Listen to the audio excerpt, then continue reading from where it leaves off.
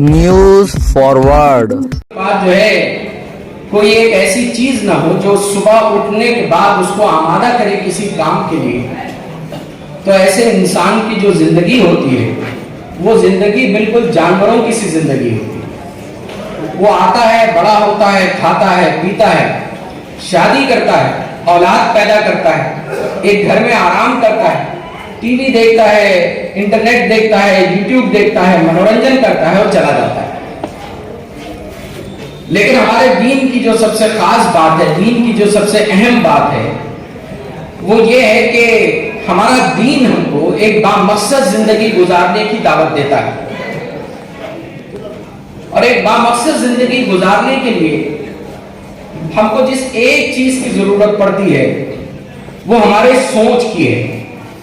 یہ ہماری سوچ طے کرتی ہے کہ ہماری زندگی کا زاویہ کیسے ہوگا، ہم کیسی زندگی گزار کر جائیں گے.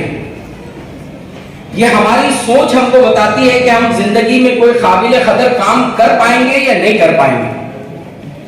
یا جس طرح سے کیڑے مکوڑے اور جانور اللہ نے پیدا کیے اسی طرح سے ہم بھی آئیں گے اور چلے جائیں گے. دیکھیے، جانوروں میں اور انسانوں میں اللہ نے ایک چیز ہے جو مختلف پیدا کی. ہم میں ایک چیز کا فرق ہے. وہ فرق کیا ہے؟ وہ فرق یہ ہے کہ آپ دیکھیں دنیا میں جو شیر ہے، شیر بھی بہت پہلے سے اللہ نے پیدا کیا ہے، لیکن شیر کی زندگی میں آج بھی کوئی تبدیلی نہیں ہے.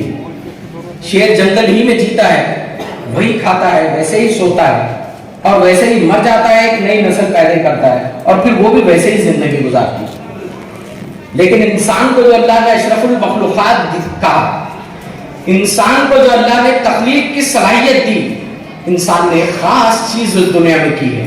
انسان اس دنیا میں تخلیق کر کے اس دنیا کو خوبصورت سے خوبصورت ترین بناتا ہے. انسان نے اپنے آپ کے رہنے کے لیے خوبصورت سے خوبصورت ترین چیزیں بنائی ہیں. انسان نے اپنے لیے سہولیات فراہم کی ہیں. انسان نے اپنی زندگی کو بہت خوشگوار بنایا ہے.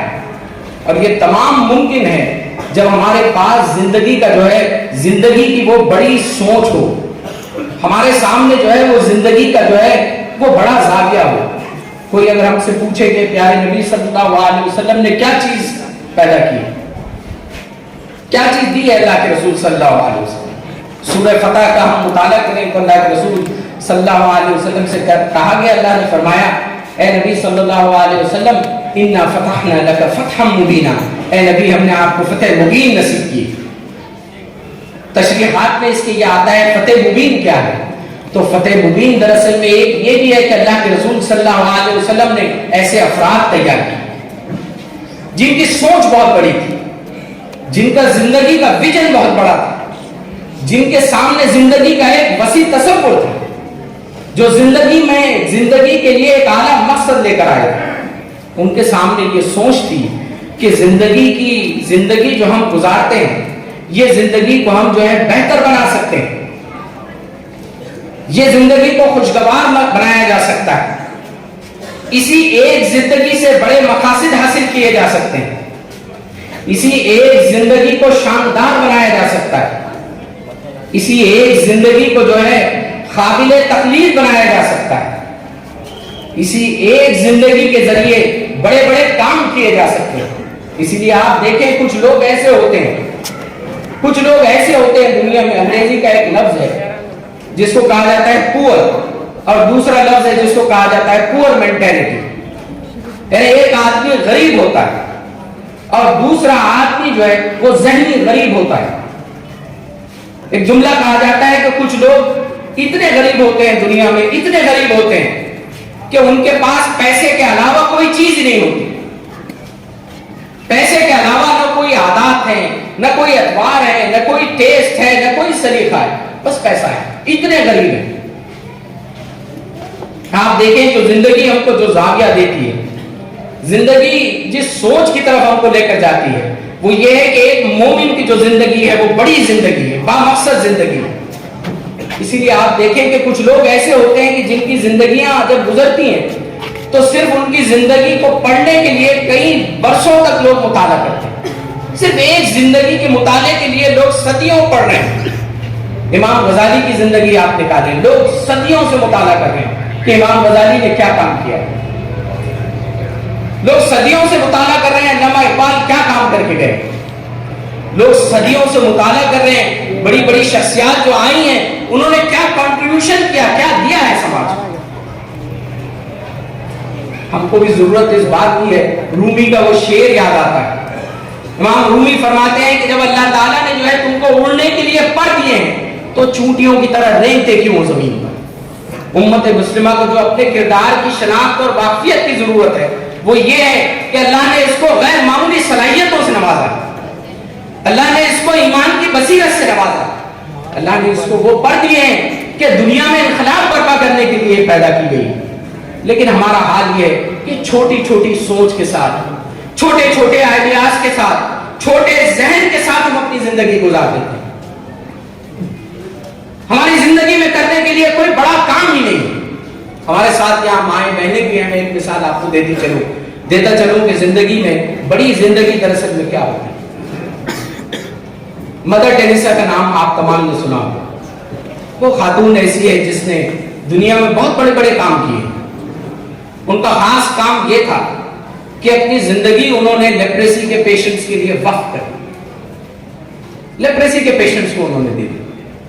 لیپریسی کا پیشنٹ اس زمانے میں وہ ہوتا تھا کہ جب علاج میسر نہ ہو تو انسان کا جسم سڑنے لگتا، اعضاء ٹوٹنے لگتے تھے، انگلیاں جھڑنے لگتی تھی۔ اگر کسی کا باپ ہے، کسی کا بیٹا ہے تو لا کر جو ہے سڑک پر پھینک دیا جاتا۔ لوگ جو ہے کسی کوڑی کے یا کسی لیپریسی کے پیشنٹ کے پاس بھی جانا نہیں چاہتے۔ انسان کے جسم کے سڑن کی جو بو ہوتی ہے، بدبو ہوتی ہے، وہ سب سے بدبودار چیز ہوتی ہے۔ انسان کا جسم جب سڑتا ہے تو وہ جو بو آتی ہے سب سے بدبودار چیز ہوتی ہے۔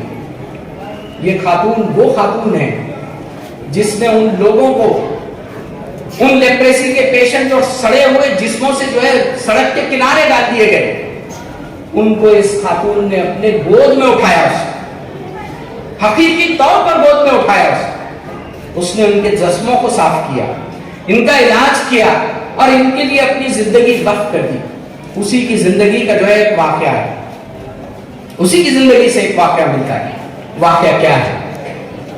وہ ایک مرتبہ جو ہے ظاہر ہے کسی بھی کام کو کرنے کے لیے پیسے کی ضرورت پڑتی ہے، تو ایک مرتبہ جو ہے وہ کسی بہت بڑے بزنس مین کے پاس گئی، تاجر کے پاس گئی کہ ہم یہ فلاں کام کر رہے ہیں اور ہم کو آپ تھوڑا سا پیسہ دیں اس کے لیے، یہ کام کرنے کے۔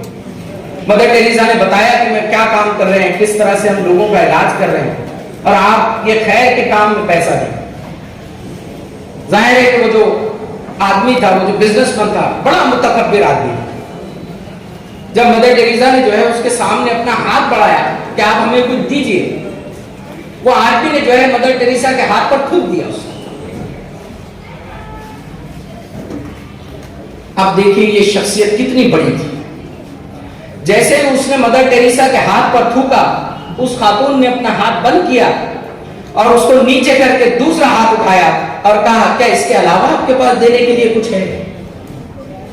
وہ آدمی اس کا زندگی بھر گرویدہ ہو گیا، زندگی بھر گرویدہ ہو گیا۔ امت مسلمہ کو اپنی نوجوان نسلوں میں اپنے آپ کے اندر وہ اعلیٰ ظرفی پیدا کرنے کی ضرورت ہے، اپنی ذات اور اپنی شخصیت سے اوپر اٹھ کر کام کرنے کی ضرورت ہے۔ آپ سے زیادہ ظلم یہاں پچھڑوں پر، دلتوں پر، آدی واسیوں پر ہوتے ہیں۔ اپنے آپ کو جو ہے مظلوم مت سمجھیے، سب سے پہلے اس مظلومی کی مانسکتا سے نکل جائیے۔ یہ سب سے بڑا تحفہ ہے جو اپنی نوجوان نسل کو آپ دیں۔